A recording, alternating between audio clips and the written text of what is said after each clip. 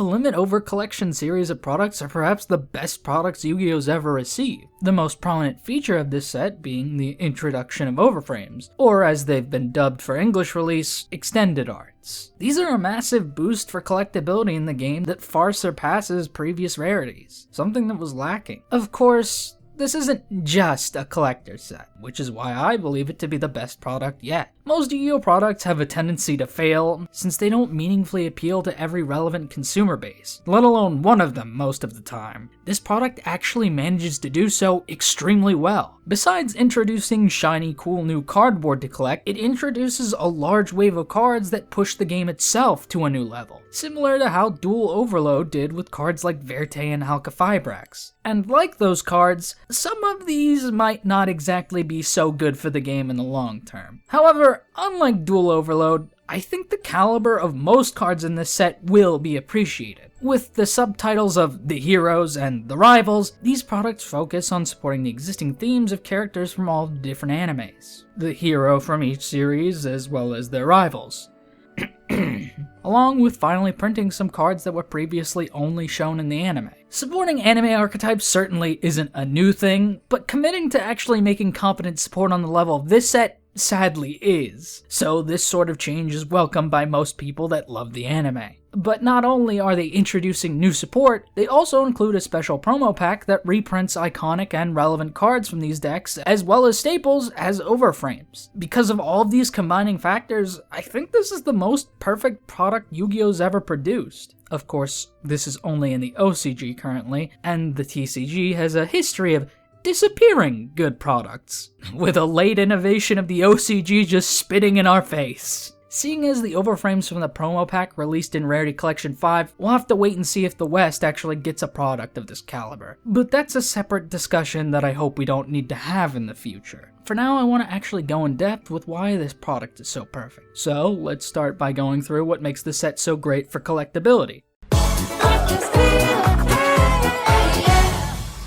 Collectability in general for Yu-Gi-Oh has been kind of abysmal for the longest time, especially in the West, since products actively shaved off varying rarities, opting to have each card in a set a singular rarity. But even with the collectability behind the idea of rarities, they were never really that good. The common rarities of normal and rare aren't remotely appealing, and of course that's by design. The standard high rarities of Super, Ultra, and Secret aren't really that dazzling as rarities. Certainly doesn't help that the distinct elements of foiling aren't visible in most photos. And it's more clear how irrelevant they are in the West because all it really amounts to is artificially limiting accessibility of crucial game pieces. So the game needed more premium rarities to actually push collectability itself in the game. You have the gimmick rarities of Ghost, Pharaoh, Astral, and Gold, as well as the far less memorable Star and Shatter foils, but these never took long term, due in part to most of them not really being all that desirable beyond the perceived scarcity of the rarity. Ironically, that does make them more collectible since they are one of a kind, but they're one of a kind because no one wants more of their kind. While there were mainstay premium rarities like Collector and Starlight, these weren't really all that exciting for collectability either. This is a personal opinion, but I don't think I'm too far off when I express the sentiment that Starlight foiling looks gaudy. More often than not, it looks like they just vomited glitter on the card. The cards are shiny, but it comes across more as an eyesore that only looks good for a select few cards. The game used to regularly feature the Ultimate Rarity, which is probably the best looking rarity in the game, not because of some shiny or sparkly effect, but because of its unique texturing on the art. They even had the opposite issue, given they have a tendency to look like this. While I'd consider this color desaturation of the old ultis as a minus, the fact they actually added layered depth and texture to the card arts greatly enhanced the overall look of the card. Then this rarity became exclusive to tournament packs. Collector's Rares, which I believe were meant to be the spiritual successors of the Ulti Rare, feel like an awful replacement. While not having the drastic color desaturation of Ultis, they were severely lackluster in comparison. They look like they're just smothered in oil, and it's hard to actually find images of them that don't look like a standard rarity, along with a chintzy looking sparkle foiling baked into it. It's another rarity that very rarely looked impressive.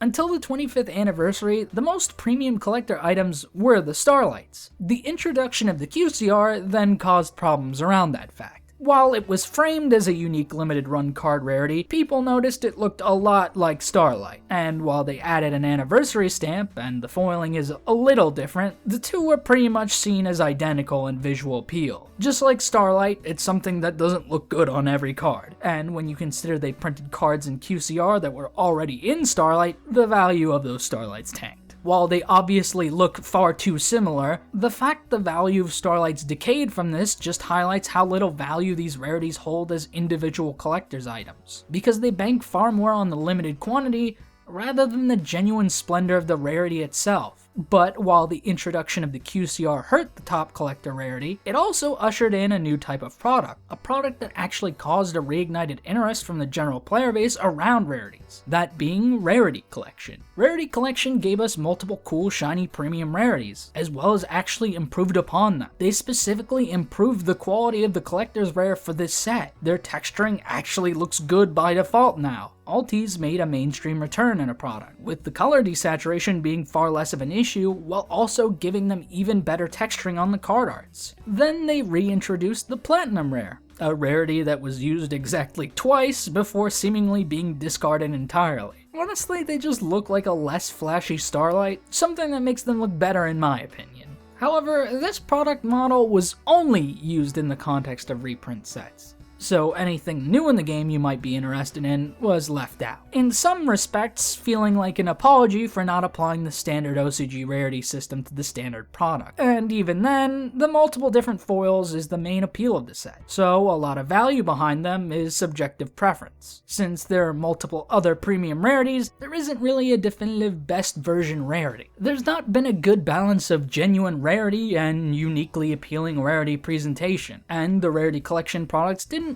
really change that. It renewed interest in premium rarities, but the structure didn't necessarily make a rarity that was a holy grail item for collectability. So Konami would need to find another product structure that could strike the perfect middle ground, and that product would be Limit Over Collection. Instead of a set with a million different rarities for old cards, they made a set with new support for anime archetypes, with the twist of adding full arts, and every one of the support cards would come in this full art style. In the OCG, they've been called Overframes, which relates to the product's name of Limit Over Collection. And for some reason, the official English term neutered them and just called them Extended Arts. What really made Ulti and the newer collector's rares so special was the unique definition it gave to the artwork of the card itself. It added more dimensions to the art. The Extended Arts are just that, but done from the card art's very inception. Better accentuating certain details in art looks way better as a collector item than a basic foiling. When those greater details burst over the frame, it makes a statement. Extended Arts feel like a true evolution of the rarity design philosophy, at least for the wholly new cards. The reprint of some older cards tend to look less appealing. I don't know how or why it took this long to implement them, when literally every other card game has been doing this for ages, but better late than never, I suppose. The structure implemented behind the introduction of these cards is noticeably restrained by Konami standards. Every new card that appears as an extended art also has a standard version, making it so you don't have to acquire the collector item if you want to use them as a game piece. However, they seemingly want you to always be able to pull an extended art. That way the product still feels special to open to the general consumer base. This has the issue that the new collector's item isn't exactly hard to get, which is part of what makes collecting said cards so alluring. However, Konami outdid themselves by actually acknowledging this fact for once. They made two other shiny rarities for it. The more appealing Secret with a shiny foiling and a silver card frame, as well as an entirely new rarity exclusive to Overframes, the Grand Master Rare. It has a similar shiny foiling to Starlight, but has its own distinct card frame, with it also being a limited 100 serialized set of cards with this unique border, making this the truly special collector item in this set. This rarity is already proving its worth, with multiple cards going for thousands of dollars for sale, as well as actually selling at that range. All of these combining factors in the set makes for a perfect formula, everyone has a good chance of pulling the new full art rarities, but there are even higher rarities attributed to them that make them a sought out rare collector's item. The Grandmaster version being the big prize, making it so no one in the market is left unsatisfied. Although, I will say, the Prismatic Summon product released beforehand kind of feels like a massive missed opportunity. This very easily could have followed up the Limit Over collection, since the whole point was focusing on all the core summoning mechanics. It would have been a perfect way to expand on extended arts, giving many of the staple monsters of every summoning type extended arts alongside the new cards they printed for each one. I guess they were just more caught up focusing solely on the anime aspect pushing these. One lesser aspect of the set that's worth mentioning is the new alt arts. Alt arts are something that has been picking up lately in Yu-Gi-Oh! And while they aren't shiny new rarities, they still end up as decent collector items as well. It's actually been really good to see, since they add more to the card, or in the case of the archetypes slapped on generics, makes them feel at home in said decks. In the context of this product, they have a much lesser role though. They've elected to make them chibi alt arts, save for these two, which was one of the bigger shocks considering their release in Master Duel before being announced in this product. The only disappointment is the fact that these are the only traditional alt arts between both sets. The chibi alt arts are far more hit or miss for a lot of people, but I do want to say the more recent chibi alt arts are actually good looking. These used to look god awful. People say the art looks like how to draw anime most of the time, statement made by a man seeing his second anime, but in the case of the original chibis, these looked extremely basic. They didn't have a distinct art style and looked unrefined, made far more apparent with the basic flat color backgrounds. The newer ones have very distinct styles and are far more expressive. Unlike the first few, they don't look like they're just cardboard Funko Pops. Other than actually looking good, they serve as a way to insert good general reprints in the set, importantly, focusing on generally relevant cards. The lore storylines all get important reprints in chibi, multiple staples get chibis, the latest tactical tri-decks get chibis, alongside important cards for other popular archetypes. This decision made it so the set isn't just anime fan service, which would have limited the appeal of the product, but the biggest problem with a product that panders to the anime fans is that the actual contents of the cards tend to suck. This product bucks that trend and makes cards that are actually game-warpingly strong, for the most part, making it so these cards aren't just appealing to a passing care of the game, but rather a dedication to it. So let's actually talk about the cards in these sets, as they're an entirely different beast in itself. When discussing the new cards individually, for the sake of organizing this overly long section, I'll be going in order of 3 simple categories: the garbage, the mediocre, and the truly remarkable. While this is a high quality set, there are still quite a few stinkers that made it in. But unlike most products, the overwhelming majority of the set isn't compared to them. So let's go over these underachievers and highlight what value they have, if any at all. Starting with perhaps the worst of them, Malefic Force. Malefic itself is an extremely clunky archetype with many fundamental problems, and even with its legacy support, the deck still struggles severely with functioning in the first place. Force is a searcher printed on a trap card. This is not remotely helpful. This isn't something Malefic wants, nor would any deck for that matter. Worse off, it's a trap card that equips for its activation effect. Borrowing design philosophy from Amazement is certainly a choice. The unaffected by spells really isn't impressive, and the fact you sacrifice the card to perform the search doesn't make it any more appealing. If I'm being generous, it can equip to any monster, meaning your opponents, so you can target their monster and potentially bungle a combo of theirs that requires a spell to target. But that's such a niche interaction, I don't think you'd really pitch that as a selling point, when the card has no other selling points. Even worse, the card blows itself up to perform the search. Initially, I thought it blew itself up to synergize with Malefic Truth Dragon, the intended boss monster, but that requires a monster be destroyed. This card could have been forgiven if it could destroy the equipped monster instead, letting you flexibly use it as removal or a way to pretend Truth Dragon is worth playing, but no.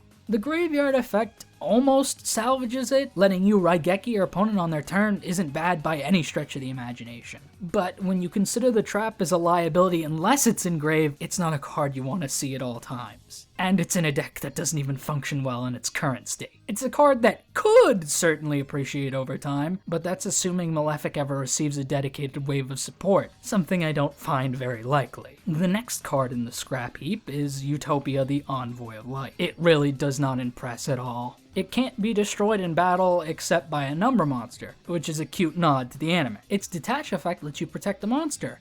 Once. He big. He gets big once a second attack is declared and becomes Goyo Guardian for some reason. Not needing to play the double or nothing Garnet to double Utopia's attack is cool, but it's not really impressive either. Envoy of Light is a collection of okay effects, but they don't really come together to make a good card. It's an improvement of the original, but like, they've already printed 50 different improvements of the original. And even though most require you still play the original, this isn't a game changer. Considering it's a rank 4, there are a million different better things to be summoning. And I don't think Onomat itself really needed, let alone wanted this. If Onomat actually meaningfully pivots away from the Dragonar negate barf style of play, I can see this being used if they actually do more to build on the Utopia battling aspect of the deck. But as is, this just feels out of place and a completely underwhelming use of an overframe for the deck. Our next victim of apathy is Odd Eyes of the Four Heavenly Realms. It fixes the original's pendulum effect, searching immediately rather than the end phase like the original, but it comes at the cost of forcing you to pend immediately afterwards. I really hate this design Konami continues to push for pendulums. It's clear they don't know what to do in order to prevent pendulum summoning being used for combos, not that it even matters anymore. So their idea is basically, waste your pendulum summon the moment you use a single good effect, instead of, I don't know, finding more unique ways to utilize the pendulum summon itself. As a monster, it does literally nothing if it isn't pendulum summoned, making it practically just as useless as the original, just what you want out of a retrain. They upgraded the double damage to apply to any damage rather than just against monsters, and it also has an innate attack boost based on your scales, but it's not really a card to write home about. Especially its effect to cycle itself back to field only if your opponent destroys it as a monster. The only value this card has is if it searches something that ruins game balance despite the forced need to pendulum summon. It's almost as if the problem isn't how, and rather why. If you didn't want it to be abused generically, it could have just searched a monster from any of Yuya's archetypes. But no, gotta give an excuse to make it bad. It directly conflicts with Beyond the Pendulum, which they've decided to make the sole gear that makes Pendulum as a mechanic turn. And replacing it with this isn't happening. Some OCG players are playing it because they still have Electromite, but even then, it's not remotely impressive. Nearing the end of the garbage, we have Kusanagi, the Gathering Storm. Literally only I would have made this card. This does nothing for Blackwing. I like the thematic design of making these synchros more powerful if you make them with Excel Synchro Summoning, but it's something that only vaguely exists with the Assault Blackwings, and a guy who becomes big isn't really pushing that as a legitimate playstyle for the deck. It's a big guy that can hit everything and do piercing. It's cool, but nobody asked for this. And the last of the garbage is Pendulum Ruler. This isn't pendulum support, it's just a pendulum hate crime. It's a pendulum fusion you can make with two pendulums, one needing to be level 7, and what you get for it is Insulting. It's a towers that makes your opponent unable to attack, except with Xyz pendulums for some reason. Yes, I'm aware Odd Eyes raging goes hard, But did this text need to exist just so you could go, it's just like the anime from that episode that no one watched because the anime became bad. Oh no. You can 1-for-1 trade and burn your opponent twice, and put it in scale by its own effect, with its scale effect being to shuffle it back to search a level 7 pendulum, an effect that isn't all that relevant when you consider the effort you have to put forth to make it to begin with. It's a wet fart of a card that at best only serves to further hamper Pendulum's reputation. It's great they designed a boss that's actually a Pendulum card, but they couldn't think to make it do something unique to Pendulum, or more importantly, actually do something engaging. It's an annoying floodgate that will more likely than not be summoned against a Pendulum deck when your opponent super polys you. Bald. To start off the middling section, let's round up the anime exclusive cards as they weren't really expected to be this good to begin with. Starting with Orichalco's Sword of Sealing. It's a better Axe of Fools. It negates the equipped monster and lets you pop a card, provided you have a field spell and a monster on your side of the field. Being an equipped spell makes it ripe for use with Dooms. Problem is, It requires a field spell for the pop to be active, and Doom's doesn't have one. It's a solid niche card overall, but not likely something you'll see very often. Next up, we have Malefic Paradigm Shift. It's a turn 0 card that just gives you a Malefic and the field spell, which is far better than the other Malefic trap. It still doesn't fix Malefic, but at the very least it's an extremely self-sufficient card. It doesn't even have a lock on it, meaning you can unironically splash it. Granted, it means playing the field spell as a Garnet, and none of the Malefics do anything, so it's not remotely good, but it's certainly an engine that can be used. Something that might actually see splashing is Rainbow Bridge Bifrost. It's a generic field spell searcher, but it requires you use 3 extra deck slots on level 10s to use it, with one of them needing to specifically be a light synchro. You can play it in Blitzkrieg with Phaedralis. Cool! Other than that, the card will probably see use in the usual stupid gimmick decks that don't care about their extra. But that's more indicative of the gameplay quality of those decks, and not really Bifrost as a card. Its restriction makes it niche enough that it shouldn't become a widespread problem. In terms of the overframes, there are a few middling ones. Cell Phone Subtraction is a card that reads as remarkable, but with greater context, ends up being mediocre. She gives you the capacity to perform a turn 0 XZ summon, even copying a level on field to make it really flexible. But the conditions to do so aren't so simple. It can only be activated in response to your opponent's special summoning from the extra deck, and while that isn't exactly uncommon, the other condition on the card is she won't do anything unless you have another turn 0 card to summon out before her. If it's during your turn, where that condition is actually likely to be met, the odds of your opponent summoning from the extra deck are low, which highlights the biggest flaw of this card. She does literally nothing outside of a specific scenario where you have an unlikely 2-card combo. She has no inherent special summon out of that situation, and no use being summoned by any other means than her own effect. She has one hyper-specific use, with very little flexibility in how you can use her. That inflexibility makes it a dead card often, and that's never something you want out of a card. At best, she's a one-of that you could search out as a pseudo-endboard piece. The best application I can think of that she has currently is with Rescue, since a lot of them actually summon turn 0. But even then, I don't think that reinvigorates them. The fact she can only be summoned in direct response to a summon from extra deck just completely limits how well you can use this card as an interruption. She represents a promising concept, but is severely lacking in execution.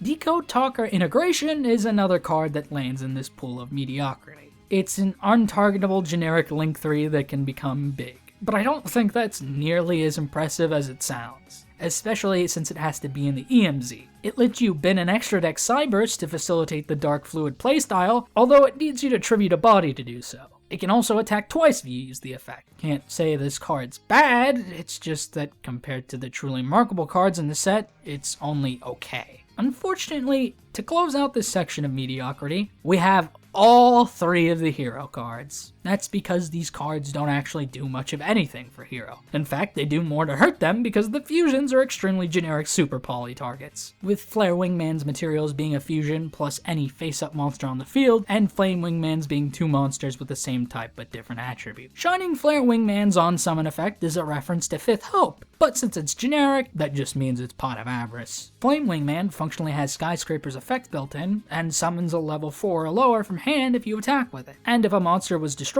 you can fuse as a quick effect, obviously intending for you to go into Flare Wingman and shuffle back all the materials you loaded in the grave. These cards don't fix hero. They're just more gaudy flair coated in anime references, with the added downside that these cards will likely see far more play as super poly targets. Winged Karibo Sabatiel level 10 is a card that I initially considered putting in the garbage tier of cards, but the existence of these Wingman retrains actually makes it solid for what it is, even if what it is isn't all that interesting. It's designed exclusively for hero, locking you to hero if you use it, a design philosophy that has only consistently hindered hero's design rather than uniquely define it. Entire video on that if you're interested. And this card's design does nothing to elucidate that issue, just build further on it. You can pay half your life to add any fusion spell, which is a crazy effect on paper, so the lock lessens concern with that being dangerous. But this is all the card amounts to. Paying half your life to grab a fusion spell in hero really isn't that insane. And while you can grab something like Super Poly, which you'll likely be doing because of the Wingman retrains, it's not really a compelling reason to play hero. And as I said, these fusions don't do anything to help hero as a strategy. It just introduces an idea of something cool hero could do, but doesn't really do anything with that fact. Its secondary effect could have been a nice way to make drawing multiple copies tolerable, but it's not really a saving grace. Burning your opponent if your life is under 1,000 really doesn't sell this card as a blessing in hand. It's an improvement over the original Wing Karibo level 10, but that really isn't saying much. More frustratingly about the card, unlike every other recent hero adjacent card, including its very own predecessor, it isn't treated as being a hero card, making it so it isn't searchable and is unable to be used as fusion material for anything but the new Wingman retrains. And now we can actually start talking about the genuine standouts in this set.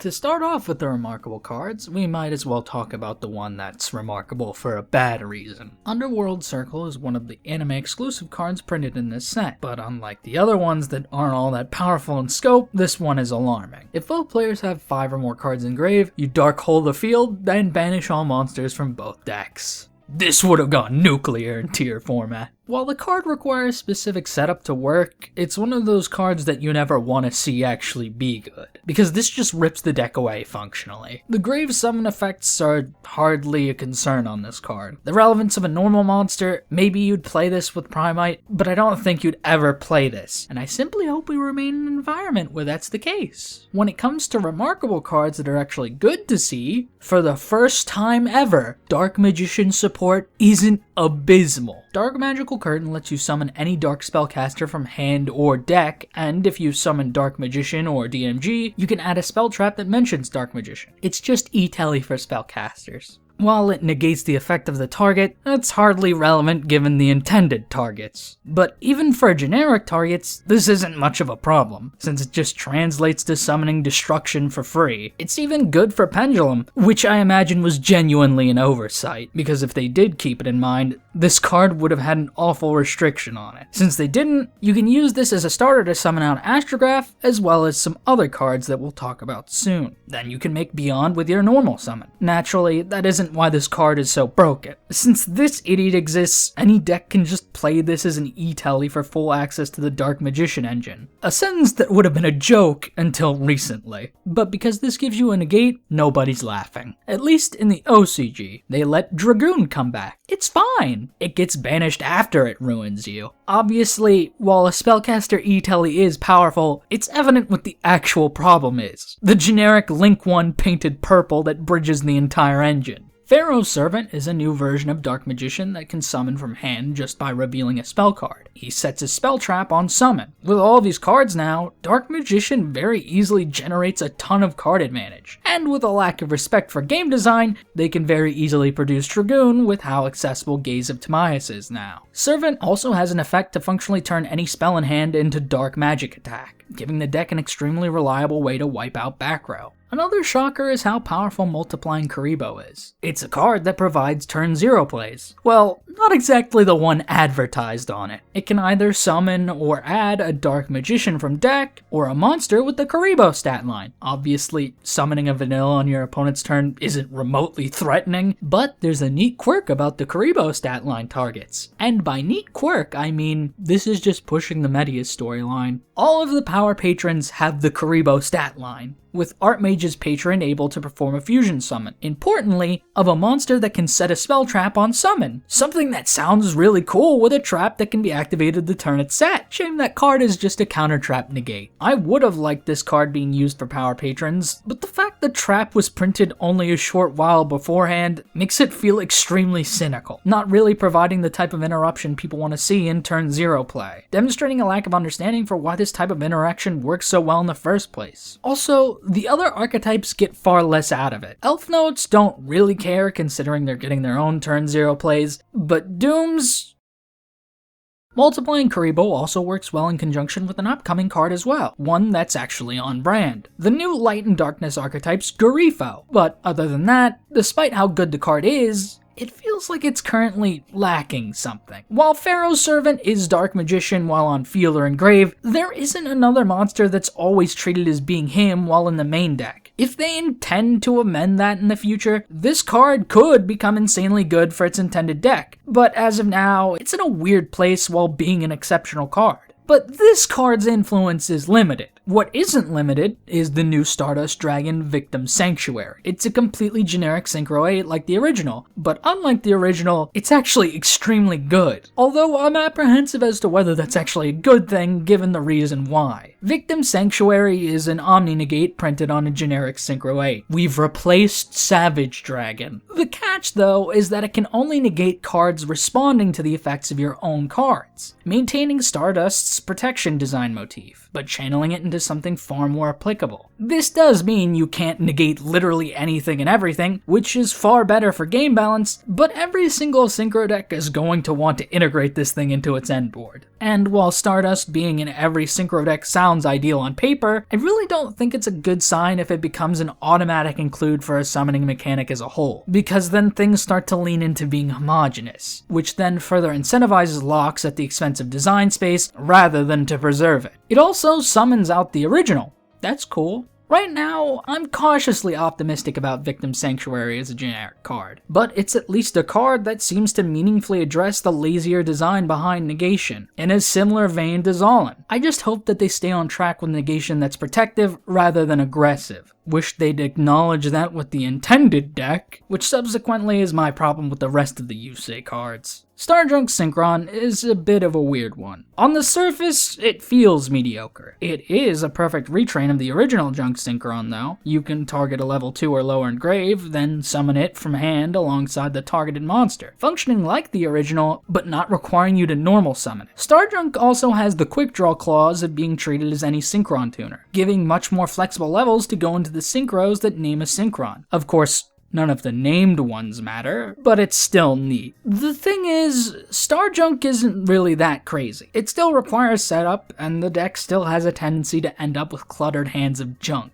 It gives the deck extension, which they certainly want, but it's not really a miracle worker. The Junk Warrior protection isn't really a relevant effect. It is in the sense that it's more searchable for mentioning it, but it's kind of underwhelming overall. However, the reason I wouldn't consider it mediocre is because of the existence of Synchro Emergency. This is the card that made me consider making this video. Synchro Emergency sparked controversy upon reveal. It was the biggest bombshell reveal because it was a turn 0 card that boils down to Synchro Summon on your opponent's turn, summoning a monster from hand, then a Synchron from deck, with a grave effect to then Synchro Summon. This means by playing Synchron monsters with this trap, any deck in the game can Synchro turn 0. Of course, it has a Synchro lock until the end of the next turn, so it's only working in pure Synchro decks. But this unlocks a world of potential for Synchro archetypes. It's why Starjunk isn't actually that mid of a card, because it's one of the better Synchrons to play alongside it, especially in Cool Tune, which can actually use it with their general plays. Other than Starjunk, Jet is the other Synchron of choice, namely for Elf nodes. There's even incentive to play other Synchrons like Stardust because of the level variation for Synchro summoning. Naturally, this comes with the typical concerns with Garnets being hard bricks, but I think that's one of the best things about it, because decks that really want to play it are ones that have actual synergy with playing Synchron monsters, which is ultimately the healthy and intended goal, especially in regards to the actual pure Synchron deck. The problem is this idiot. This is a card that exists because Master Rule 4 was a mistake. It legitimately doesn't deserve to be preserved. It's created an unhealthy foundation for the deck as a whole. It only serves as an active detriment to its design, as they continue to rely on it as the sole pillar of the deck's functionality. Its existence only funnels the deck's playstyle into being a fuckface combo deck, one that aims to produce a million negates, rather than disrupt the opponent's plays with genuine interactions. But that problem is a microcosm of its own, divorced from Emergency. So how did Emergency itself cause controversy? Well, because there's a 0-turn kill now. That requires you draw the trap and the right level monster, play 50 hard brick Garnets that you cannot draw or it automatically doesn't work, play cards that are already questionably legal, and most importantly, your opponent to not have a single interaction or a functioning frontal lobe. Of course, this is just an extreme outlier. It isn't really a relevant talking point. The problem isn't that you can FTK your opponent on their turn. The problem is you can FTK! People have a tendency to fail to see the big picture issues. What it's really about is to push this agenda that turn 0 play is bad for the game. I regret to inform you, that is false. Yu-Gi-Oh! Is a 2 to 3 turn game nowadays. The going first player has always had an absurd advantage, and that fact has worsened over time. There is no going back with the game's design. There's only adapting to its current landscape, and as it turns out, turn 0 gameplay is the best way to adapt to this gameplay cycle, since both players actually get to play the game in a meaningful capacity, without the desperate need to invalidate the other player's ability to play the game in the first place. Where things actually become a problem is with the added context of Hydraulis. This card seemingly fails to understand what works so well about turn 0 play. For all intents and purposes, it has more in common with the standard hand traps like Ash, though more aptly, it's a drastic improvement over Ogre. While it's a far healthier form of interruption than Ash, the nature of its design structure isn't. The restriction to synchro decks just serves to limit its uses to synchro decks. It doesn't lean into genuine synergies with the design of specific synchro archetypes. It just says, hey, are you playing a synchro deck? Use slots on these idiots, and you now have an extremely powerful hand trap that no other deck does. Synchro Emergency lets you get the archetype you're playing started. Hydraulis just treats the mechanic as a verification tool, and while being a much healthier form of interruption, ultimately just gives synchro decks an exclusive advantage over other decks that isn't tied to their unique gameplay. These two cards in conjunction with one another massively boost the strength of decks like Cool Tune and Elf Notes. Hell, the next best deck in the OCG is Mitsurugi using Hydraulis, and that's just because the deck doesn't care about the extra deck. Certainly doesn't help its case that they still have this idiot legal. The deck can even play the new Dominus trap, which is the same concern with Hydraulis. This design treats restrictions more like parameters for the strongest deck, and less like actual restrictions that limit their power. It doesn't actually balance the design of the card, it just makes it exclusive, and exclusivity doesn't equal balance. You're just creating a waiting room for the deck that gets to play 50 broken staples that other decks can't. These are already extremely powerful decks. They're tiered strategies even without these cards. They then get the added benefit that only they can use these powerful cards, just putting them head and shoulders above every other deck. Not because they're more powerful, but because they have access to staples that the others don't. Because now synchro decks have two powerful generic turn 0 cards, and one of them clearly fails to realize the greater ramifications. And it's not emergency. The limitation of Sue, despite the deck already falling behind in the OCG, just tells me they don't actually value turn 0 design as a genuine balance for modern gameplay, and are purely going to position these cards to push decks of the time. Cool Tune and Elf Notes are strong synchro decks on store shelves currently. Who's to say once that product cycle's done, they don't ban all the synchro turn 0 cards, then print a cell phone subtraction that's actually good by itself, alongside a Hydraulis reskin for XEs to push XE strategies they're putting on shelves. Rinse and repeat. Even then, if they did just copy-paste Hydraulis for every summoning mechanic, most people telling you how great and balanced Hydraulis is would change their tune real quick when a branded grave effect resolves during their turn 1. Besides, they literally didn't even need to design individual versions in the first place. They could have just designed it to reveal cards of one summoning mechanic, then lock you into the mechanic you revealed, but it was deliberately made for synchro only. The reason cell phone subtraction is such a letdown is because it's not really comparable to synchro emergency in application. Emergency is a card that does it all on its own, and it still has use out of one specific scenario. The philosophy of boosting individual decks is there in spirit, but not execution. And that's what truly matters. Anyways, enough about game design and balance talk. I actually brought subtraction up again so I could very seamlessly segue into talking about Gaga Magic, who's actually independently good. Gaga Magic is now the card in the game with the most archetypes listed on it, made even funnier by the fact that it repeats 4 of them. He lets you just summon him and an Onomat monster from hand or grave, then you can XE summon a Yuma adjacent XE with them. And just like Subtraction, adapts their original level manipulation effects to flexibly perform a summon of different ranks. Of course, the other monster still has to be an Onomat, which gives a much more limited rank pool. You're not gonna play Dodo Swordsman just for a rank 8 play with this card.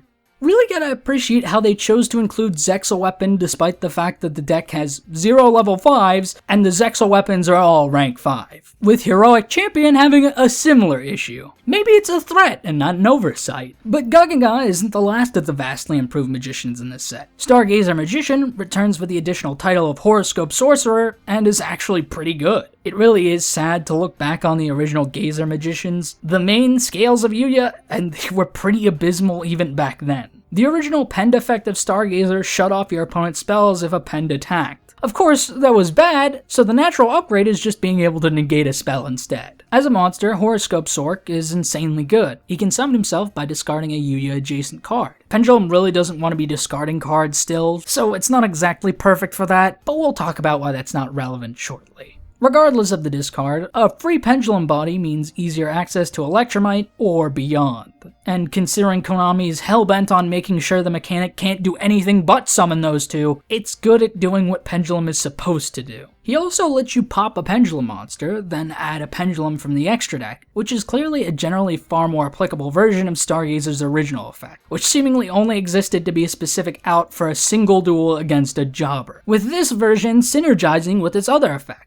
Horoscope's most important effect is that he can search a Pendulum with 2,500 attack on summon. This includes Odd Eyes and its new retrain, but the real targets are of course his higher counterpart Astrograph, as well as his new retrain. Astrograph, Star Magician. The fact he has Magician in his name is a difference maker. It was annoying that Astrograph and Chronograph being named Sorcerer flubbed their usage a bit, especially in the case of Chronograph, so they fixed that. His Pendulum effect is a more generic version of the original, with a little less options in how you use it. He can tag out of scale to place any scale 1 from deck or hand into the Pendulum zone. This sounds scary hypothetically, but of course, he negates the Pend effect of the card he scales. For the turn, so Horoscope is the perfect target. The connection between the two doesn't end there though. Star Magician functions similarly to the original Astrograph, summoning when a card gets popped, but he can also summon a Pend in the extra deck or grave, retrieving Horoscope's discard to prevent it from being a setback. Of course, this does basically force you to search him exclusively with Horoscope's effect, but that's not necessarily a bad thing. He also has Astrograph's Recursion effect for a destroyed card, as well as the Fusion effect, but it's not exclusive to Zark and the Dimension Dragons, letting you fusion summon any Fusion Dragon. These two cards together actually make for a really great foundational engine for Pendulum. Alongside the old Astrograph and his Supreme King counterpart, there's actually a collection of good cards to be playing in this deck, even a single bad card that's worth playing again. The problem is, this changes nothing. Pendulum's end board is unchanged, and that's the problem.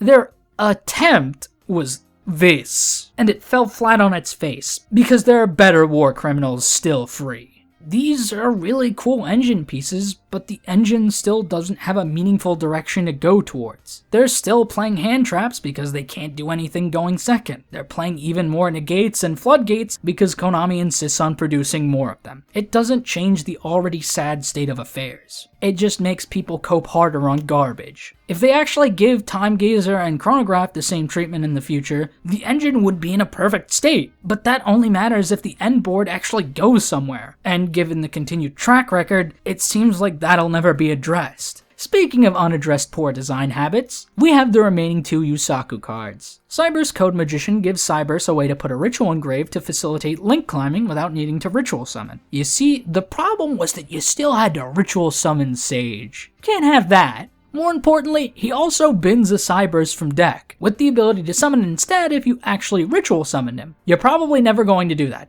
Hell, you're probably just gonna make Lizardos afterward and banish the malice you will send off him. But it's neat to pretend you could do something interesting. When they first revealed him, I was utterly dumbfounded, because I don't think Cyber's Magician was a card anyone wanted to see retrained into an overframe. But the card does exactly everything Cybers wants it to, it's just not very interesting. And really, that's also because Cybers the monster type isn't interesting. Different video for a different time.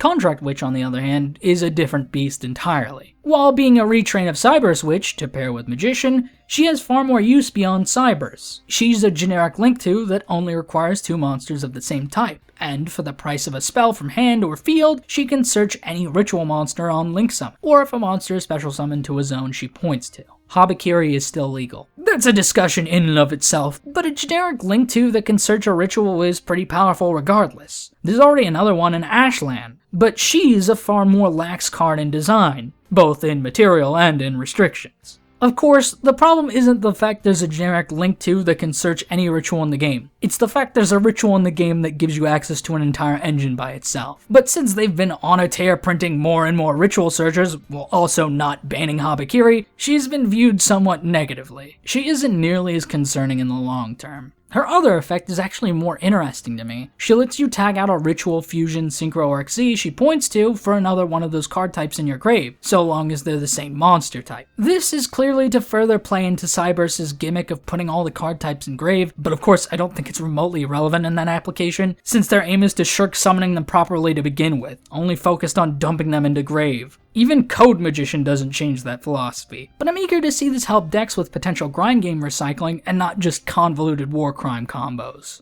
Annoyingly, but ultimately for the best, she doesn't work with the new clown archetype. And I only say annoyingly because it is a deck that in theory would love this effect. Most of them are all the same type. They have a ritual crucial to the strategy, and they use every card type mechanic. But I imagine if she was playable in this deck, it would not be to the benefit of gameplay health. So I hope there's another deck that comes along and utilizes this effect, and in a healthy way. To put a neat little bow on this section of the hero set, the last remarkable card I want to discuss is actually not one of the overframes. It's WP Fancy Ball. This card caught people off guard because it was actually released in Master Duel before even being announced for this product, with the new alt arts of IP and SP being included in this set alongside it. While Fancy Ball isn't currently seeing a ton of play, this card is still absolutely remarkable. Fittingly, it's a pseudo-hybrid of both IP and SP. Like SP, when your opponent activates a monster effect, you can banish it and an opponent's card. Unlike SP, it has to be the card that activated its effect, and that's because it negates on top of that. The opponent's monster also doesn't come back, unlike the original SP effect. This effect can only be activated the turn you make it, so you have to make it with an IP-like effect.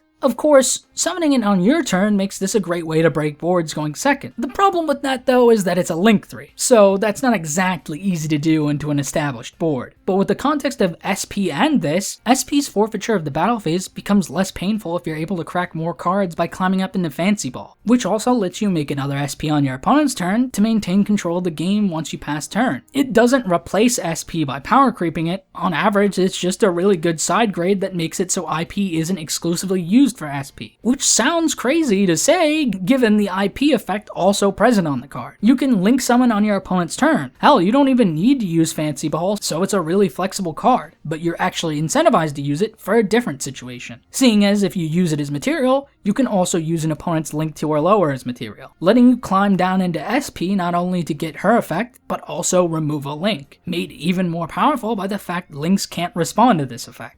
The reason it doesn't hard replace SP is because it's situational enough that it isn't insane. You have to climb into it with IP under the assumption that you'll be able to go back down into SP using the opponent's monster, which sometimes just isn't the case, since using another material on your own board for a second quick link actually does matter for a lot of decks. There's also the fact that it's a link 3. By no means are they hard to make, but paired with how it's designed, you aren't summoning it without also playing the 2 originals. It's a really neat way to build on their design while not just invalidating the originals. While the set does have some stinkers, the overwhelming majority of the cards are really noteworthy. But this is only the first half of the pair. The Rivals set would be set up as a follow-up not long after with the same structure and formula, with a focus on the rival characters of each anime entry, and these might far surpass the Heroes collection in quality. The set has its share of garbage in it, but I wouldn't consider any of the full arts to be among that garbage. The anime exclusives this time really aren't impressive. Dark Creator is just bad. It's a big bungus you can functionally multiply. Of course, since it's printed in the modern day, the fact it generates a million tokens made it so they also put a summon lock on it, so this thing has absolutely no versatility. It's also just not even good for OTKing, because the tokens can't attack directly, and the burn really isn't gonna sell you on this card either. While I don't think anyone cares if the Dark Creator sucked, the treatment of the Dark Tuners is one that's actually disappointing. The Dark Synchros were an iconic and cool part of the Dark Signer arc in 5Ds. They were built on the idea of inverse synchro summoning, having you synchro by using high-level tuners and subtracting with the non-tuner level to make a synchro, something they were not willing to adapt in the actual game. Well, not at the time, as Ursarctic would functionally adapt this concept. But despite Earth's Arctic setting a baseline, these were made to be far worse than them. Earth's Arctics had the design rationale to make the big tuners relatively easy to summon. They did not factor that into the design of the dark tuners. They're high-level monsters with no innate special summoning. They are both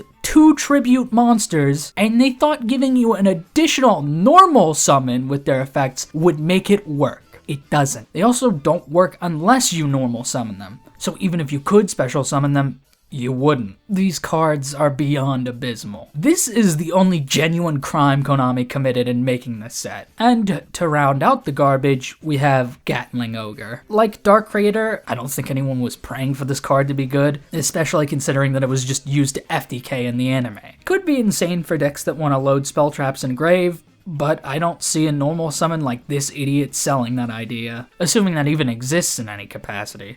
To start us off in the pool of mediocrity, we have Chaos End Ruler, a card that sounds crazy, but isn't all that crazy in practice. It has insane potential going second. Its summon can't be responded to, and it lets you banish your opponent's field and grave while also burning them. This can be responded to though, because it's not an on-summon effect. The summon protection isn't entirely irrelevant, but it's just not all that impressive in this day and age. The card has no utility going first, so you only want to play it going second, and you definitely want to search it rather than hard draw it. The banished targets being specific type and attribute also makes it too niche. If there ever comes a deck that easily produces a light warrior and a dark fiend and can search this card, maybe it'll see play. But considering how hyper-specific that is, and for what this card does, it's one of the more underwhelming cards in this set. Infernity Doomslinger is another middling anime card. The extension is good, but that's it. It's a level 1 non-tuner, so it's not like it's helping with synchro plays in Infernity. The fact he's a non-tuner necessitates the tuner be a high level, and those are much harder to come by,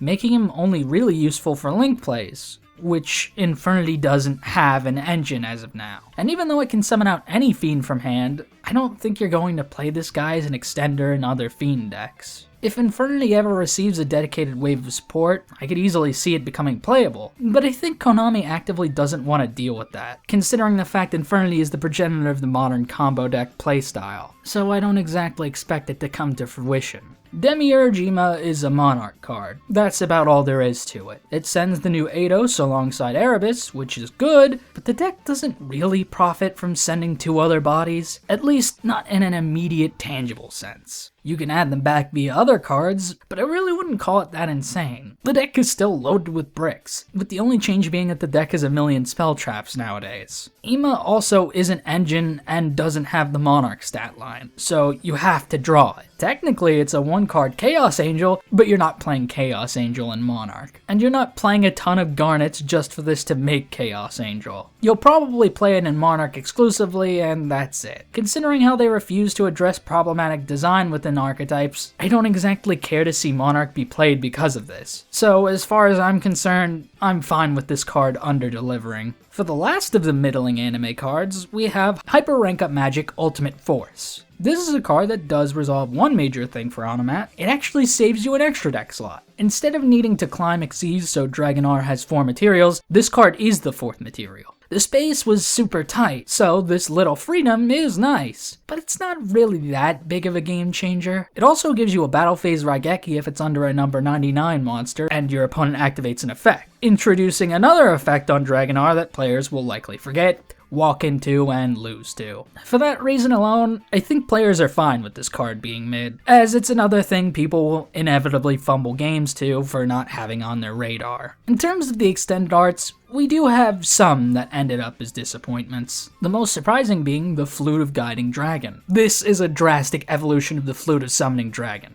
letting you summon 2 dragons from deck, which sounds insane, but the specifics really make it far less impressive than it sounds. You need to control a spellcaster to activate it, and it locks you into only dragons and spellcasters. Obviously, they want you to play it with blue eyes because of the relation between spellcaster and dragon, but the need for a spellcaster on field also makes it extremely vulnerable. Sure, your opponent might not be able to remove it if you're going first, But the main sell on the card is the fact it can summon 2 copies if you're going second. This design philosophy is great to see present, it's just a shame this is a really lackluster instance of it, considering you typically can only get 1 use out of a monster name. There's no shortage of generic Link spellcasters you can make to get this online, with the Charmer Links being the easiest in, but that's where we get to the other issue. This card isn't archetypal, so you have to hard draw it, something antithetical to the idea of being a better card going second. The card's restrictive design prevents it from being played anywhere but here, and even there it's underwhelming. It only has one other deck it could be played in, theoretically, that being Pendulum Magician with Odd Eyes, but that would require Konami actually make Odd Eyes as a dedicated archetype worth a damn.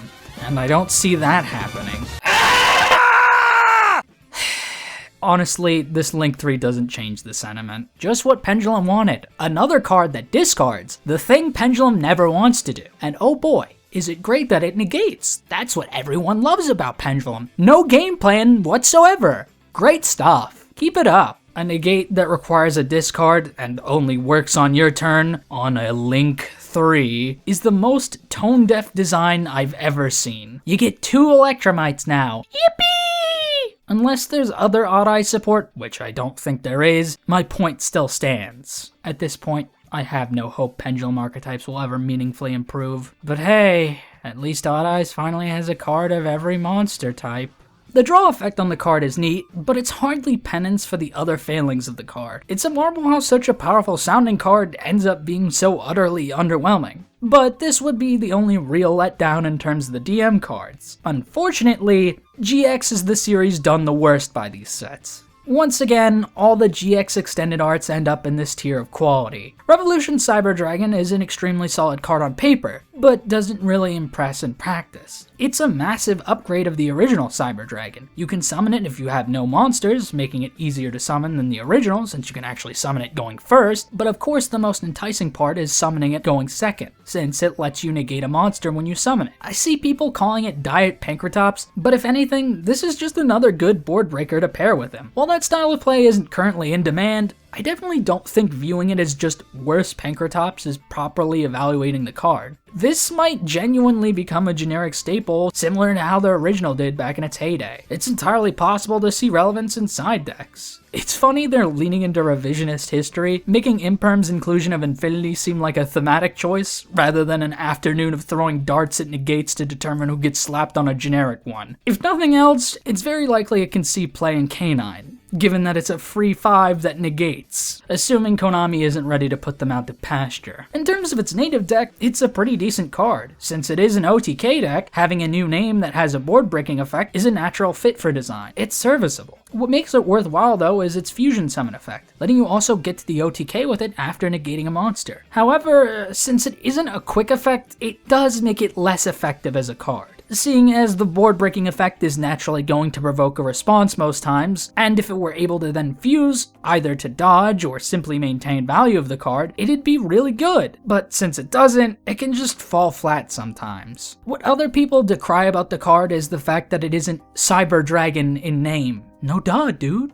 He's on a revolution. There's the claim that it's bad because it can't fuse into the fusions that require the name specifically, and I think the people that say this just don't know how the deck works. All of the fusions that specifically list the name Cyber Dragon are bad, with the only exception being Fortress, which if it could, Revolution would be a generic staple, no question, as it'd be a negate that can also clear the EMZ. The problem is that the fusion lineup is still running on outdated hardware. While some of them work well to this day, it's clear they're not a reliable foundation in the modern day, especially given the fact Chimera Attack and Cyber Dragon are separate archetypes in name, meaning Cyber Dragon itself hasn't gotten any play-enabling fusions since then, so the lack of name isn't really the issue. It's just a mild annoyance with the other support cards that name Cyber Dragon. The real problem is that it's their only other level 5, and it doesn't actually feed into the rank 5 aspect, since it doesn't actually meaningfully make it easier to get into Infinity, which is its main plan going first. Sadly, we'd only get one new fusion, and while it's good in a vacuum, it's not exactly good in context of the deck's existing playability. Decisive Strike Dragon is a retrain of Cyber that does everything Child Me ever wanted it to do. You can pay 4,000 to search limiter removal, making it 8,000 attack. It has as piercing like the original. However, unlike the original, it can attack 3 times if its attack is boosted, something that felt absent from the original's design since Twin Dragon could attack twice, making this thing the ultimate OTK machine. But that's the problem. Cyber Dragon's ability to play going first is pretty piss poor, so while Revolution's design is a nice gesture, it's not really a hard fix for the deck, and this ultimate machine doesn't really help push that further. The reason Revolution is so important is actually because of the stat line requirement for Decisive's materials, and this is an issue because Cyber Dragon doesn't really have many of those, only really having the original and Revolution. The only other option is Laser, which, you know, isn't remotely playable. Shame they didn't have the stat line design in mind when they designed Jormungandr. It'd actually be nice to see them retrain Laser and Barrier Dragon, make them the avenue of giving the deck better going first potential. But of course, that means only the Laser retrain would be a prospective material for Decisive Strike. While this set finally pushed away the mentality of making do-nothing support for every anime archetype, it feels like they didn't apply that to GX. It remains to be seen if future support will have that same motive. Of course, we have one last Cyber Dragon card, and it's really the saving grace of this batch of cards. Future Fusion Nova is a retrain of the original Future Fusion that isn't absolute garbage. The errata and previous retrain were just god-awful. The errata I can understand since it was generic. However, the retrain clearly wanted to focus on its relation to Zane, but chickened out regardless, and Nova doesn't.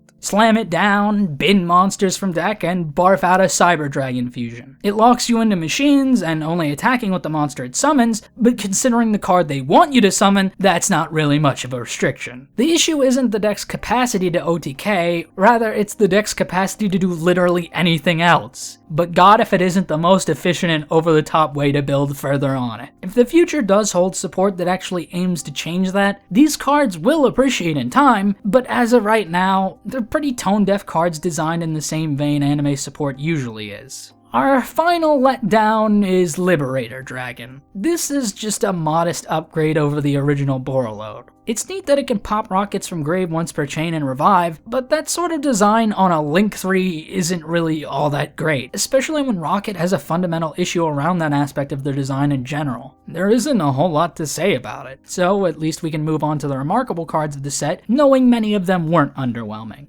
Lightning Crash is another card with little to say about it, but that's not really a negative in this case. It's a generic search spell that lets you get any Thunder monster from deck, although you can't normal the card you search, which is something that most Thunder archetypes don't actually care about. But pour one out for the Hunter family. It can search the Lightning Strike Kaiju, who got a Chibi Altart in this set. But of course, the real allure of this card is for the upcoming Blitzkrieg archetype that is going to make good use of the card. I just want to point out, Ryzeal now has 2 generic search spells, but we'll see if the restriction on Crash prevents it from going to 1 like Bonfire. Since the problem isn't Crash can search a Thunder Dragon, but rather the existence of Colossus. So by proxy, the card can end up being annoying, which anyone but Konami could tell you is the fault of Colossus and not Crash itself. The other standout anime card is Hydrodrive Dragon. This is a card in a similar vein to Zealantis. A Link 5 you can summon with 1 body, so long as the card itself is a Link 5. It blows up all your opponent's monsters and burns them for every Link in grave. This isn't a once per turn. So of course there's a way to FTK with it. It's every attribute except Dark and Divine, and can only be affected by monster effects of those attributes. And if it would be destroyed by battle, you can just axe its attack by 1,000 instead. Outside of being a dumb FTK, this is a guy that just turns any Link 5 into a big idiot that can likely OTK because of its board wipe. Granted, there aren't many of those, but I see it as a good design incentive to actually design more decks that make Link 5s. Sadly, only Cybers really get Link 5s, and that's because Cybers can't be designed to do anything but spam Links. I'd like to see more unique design around Link 5s that makes this card into the potential powerhouse it reads as, minus the burn loops of course. But it is a Cybers, so it's possible they continue to never make Link 5s interesting. Given the new Foolish Burial Link 5, that seems likely, unfortunately. But that concludes all of the anime cards. Blue Eyes White Phantom Beast was the first card of the set and immediately drew attention, not only because it was the extended art Blue Eyes, but also because of its effect. It has the Poplar summoning condition and Raigeki's the board on summon, which locks you out of direct attacks except for with Blue Eyes monsters, being an inverse of Burst Stream of Destruction, and if your opponent targets it, you can discard a card to negate the effect, making it harder to interact with. The immediate gameplay interaction people sniffed out was with Magnemite, searching Phantom Beast at the end of your opponent's turn, then Raigekiing their board. Of course, you can also summon it off of Flute of Guiding, but that naturally has the baggage mentioned with that card in general. Given Blue Eyes' overall recursion, this card is an insanely strong addition to the deck, since it can break apart boards on summon. Deep Eyes the Blue Abyss doesn't let down either. You can discard it to search a level 1 light tuner. Honestly, if that's all it did, it'd still be good. And it might as well be all it does. Being able to essentially trade for a tuner in deck is insanely useful for consistency. Considering the deck hinges on Maiden of White, 3 more copies is all the deck could really ask for. Naturally, because it gets any light level 1 tuner, it's another way for the deck to get Veiler as well. Some people theorized playing this in Cool Tune to grab Rotary, but I don't think that stuck because Rotary isn't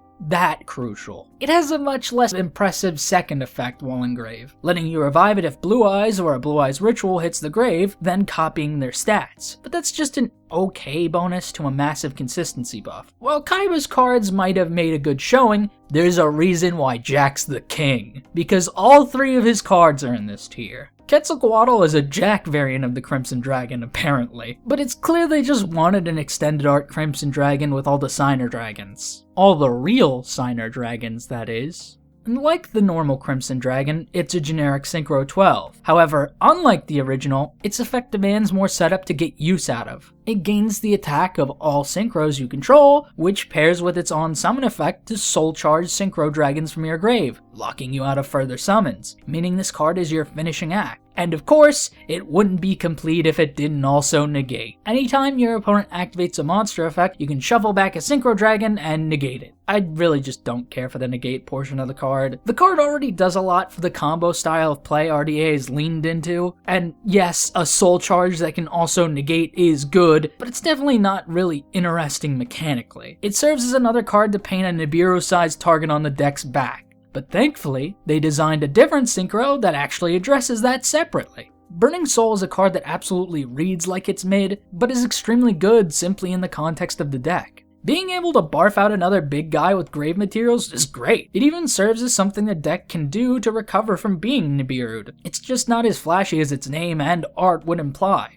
While it does somewhat rely on the threat of Nib to be considered a worthwhile card, the fact it recurs a card and is a towers does still make it an extremely good endboard piece, fetching a hand trap to recycle, or any other card in grave. But while people acknowledge the utility of Burning Soul, I feel people have overlooked RDA's Chain. It's another trap card that adapts conditional qualifications to be used sooner rather than later, furthering the RDA design gimmick of revealing the original in the extra deck for the cost. This design principle is extremely relevant because this card is an archetypal board breaker, letting you reveal monsters in hand to negate monsters on field for each tuner plus 1, meaning that even if you only reveal 1, it negates 2, and if you didn't have any tuners, it's still a negate. It does have a weakness in that the last target you select can quite literally break the chain if it leaves the field, but this card carries a lot of modern design principles that are good for the game, and I certainly don't think it's bad by any stretch of the imagination. I like RDA's idea of control around their traps. It's just a shame that it's struggling to balance that between the double, triple, and quadruple tuning design portion with being a combo pile. For Kite, his cards also don't disappoint in quality, Galaxy Defense Robot Orbital 7 being the immediate standout. Just like Deep Eyes, the card is an exceptionally good consistency boost. Although Orbital 7 is even better because it also sends a card to grave as well as searches, getting more use out of Photon Emperor and Jumper. The only real downsides are the light lock making you entirely dependent on Galaxy and Photon monsters to carry your plays, as well as the fact that it isn't also a Photon card, since the deck can have annoying conflicts with one of the monikers being absent. However, unlike Deep Eyes, Orbital's grave effect is actually relevant, reviving when you summon out a Galaxy Eyes, making it very easy for the deck to make rank 8s more effectively. Orbital 7 does mitigate the deck's bricking problem somewhat. The deck is still playing Garnets and is prone to bricking, but this is a massive step in the right direction for them. And while the other two cards don't necessarily further mitigate that, what they offer is also noteworthy. Photon Change is a retrain of both the original Galaxy Eyes as well as Hyper Galaxy. Hyper Galaxy is a card I like because it turned the steep and odd summoning condition of the original Galaxy Eyes into removal, but it required you still have a monster to tribute as well as an opponent's monster. Of course, you had to draw it or get to it as well, but now that it's just built into a retrain of Galaxy Eyes, it's way more impactful. With its other effect, it's more than just utility board breaking. Its other effect lets you tag into the original from deck or grave, then banish a monster summoned from the extra deck until the end phase, making it further removal even if you don't summon it by its own effect, subsequently making it a good target to summon off of the new Exceed. It's a very unassuming but really solid card. However, it does exacerbate the existing issue around playing the original Galaxy Eyes, since it requires it to be in deck or grave. It still designates the original as a hard garnet, something that always needlessly hampers the strength of decks. There needs to be better overall design around the original being included. Unlike most people, I'm fine with decks using their old ace in their modern design. The problem isn't that you're forced to use them, it's always that the design behind the support is tone deaf, never acknowledging the problems it poses to focus on said cards, then not providing unique benefits to mitigate said problems, usually bricking with high-level idiots. They figured this out with Blue Eyes, making it into an easy resource to get out and recur between all its support, while also tangentially addressing the weakness of being a normal in the form of Primite, since it made having a vanilla useful. There just has to be better design infrastructure that makes it so these cards don't feel like a total liability. Photon Change summoning from deck still makes it a garnet, and while you can get it engraved to prevent it from being dead, there's no other design and archetype where that is both present and a good action to take. They also try to place importance on it being a material under your Xyz, but the card is just purely objectified. If anything, I think it's extremely important they figure this out, since this is a problem with most anime archetypes they desperately want to cash in on. Case in point, this product. The new Xyz of this batch is Photon Howling. You can slap it on any rank 8. Importantly, Dragluxion, which doesn't really have a purpose past its search. Dragluxion can detach materials to use its tag out effect, but you're better off just slapping this on top of it to keep all the materials, which is necessary for Howling's effect to negate the board, requiring you tribute another Xyz and detach 3 to activate it. On Xyz Summon, you can also summon a Photon from deck or slip it underneath it. It can't get Afterglow, since it isn't a Photon, making it still a worthless brick of a card. So I don't think you're going to be sliding them as material all too often unless you're in desperation for the third material. The extension into another Xyz is what really matters. Considering how easy it is to summon out, and what it does, this card is absolutely phenomenal. It's just that Photon Galaxy is hampered by the deck's existing weakness. But unlike the Cyber Dragon stuff, these don't require more cards to make them function, only more cards to make them flourish. Would also help maybe if they ended on a more interactive end board than barfing out these together. For Arc 5, they chose to use the rival slots on the other dimensional dragons, giving them all the moniker of 4 heavenly dragons. And while it's a shame for DDD, I can't say the resulting cards are a shame. All 3 of them function relatively similarly, allowing you to perform their summoning mechanic on your opponent's turn in response to a card or effect. Starving Venom lets you fusion summon a dark monster on the opponent's turn, notably being able to use either field for material, with its on summon effect able to make an opponent's monster dark in order to facilitate the summon of Dracostapelia. Starving Venom is also great going second, since the summon effect negates a monster and sets it to 0 attack while also making it dark to be a fusion material. It's also treated as a Predaplant, which the original wasn't, making it far better for its actual native archetype. Clearwing on summon pops a monster and gains its attack. It lets you make a wind synchro on the opponent's turn by way of summoning a wind tuner from hand or grave. Personally, I wish these cards existed sooner. Using the actual summoning mechanics as points of interaction is always way more interesting than ending on a blanket solution end board piece, since it gives you the flexibility to make more dynamic choices based on game state and matchup. I really love IP because she makes one of the least interactively designed summoning mechanics interactive. That being said, there's a reason I didn't mention Dark Rebellion before making this point. While Dark Rebellion also exceeds summons on the opponent's turn, for some reason they decided he's just built different and doesn't need materials. While Starving Venom and Clearwing still need proper material, Dark Rebellion doesn't. You can just slap a Dark Ring 4 over top of it and that's treated as an Xyz summon. This means you can go into Ophion. Who asked for this? Obviously, Ophion's design is the problem, but even then, the application of Dark Rebellion is far less interesting. The pool is far more narrow. It's weird because Starving Venom requires it to be a material for its fusion effect, so that sort of tracks with Dark Rebellion since it's easier to just slap an XE on him. But Clearwing doesn't need to synchro using itself. They didn't coordinate the design at all, and it makes them a bit odd laid out together. Annoying Floodgate and inconsistent design aside, I still like Dark Rebellion, even if it's underwhelming. It's treated as a Phantom Knight card, so it helps push the new Phantom Knight support. But what I like most about it is its on-summon effect, popping cards from your field to then pop the same amount on your opponents. This is great with Phantom Knights since you can set their traps, clear the board, then activate their grave effects. But it's also good with Pendulum Magician, popping the scales or other monsters to proc their effects, which is the other intended byproduct of these cards. Just a shame not all of them really accomplish that part well. Which brings me back to the Odd Eyes retrain. I'm even more confused why they made Odd Eyes so abysmal if they were thematically making the others perform their summoning mechanics on the opponent's turn, when Odd Eyes just doesn't do that. Instead, he puts a gun to your head if you don't do it immediately after using his piss poor effect. Why did Odd Eyes pend on the opponent's turn? God forbid Pendulum actually be used to do something interactive.